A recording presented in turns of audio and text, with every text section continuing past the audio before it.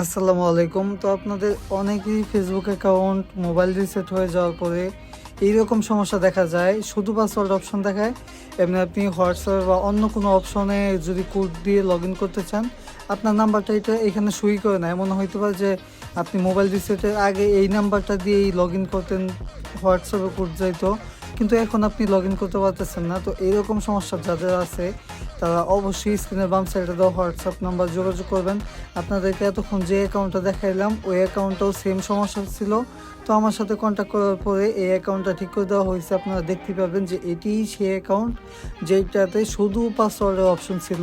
তো তারপরে আমার সাথে কন্ট্যাক্ট করার পরে আমি এই অ্যাকাউন্টটা ঠিক করি। তো এখন এই অ্যাকাউন্টে হোয়াটসঅ্যাপ অপশন এবং SMS অপশনটি আসছে। তো আপনাদের যাদের এরকম সমস্যা আছে অবশ্যই স্ক্রিনের বাম সাইডে দেওয়া হোয়াটসঅ্যাপ নাম্বার যোগাযোগ করবেন।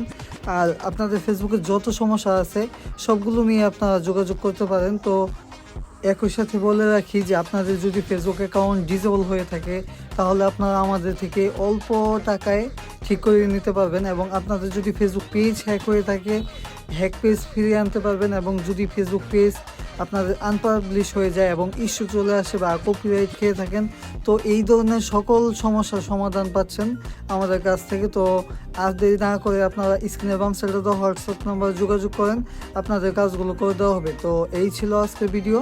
এতক্ষণ ভিডিওটা দেখার জন্য ধন্যবাদ।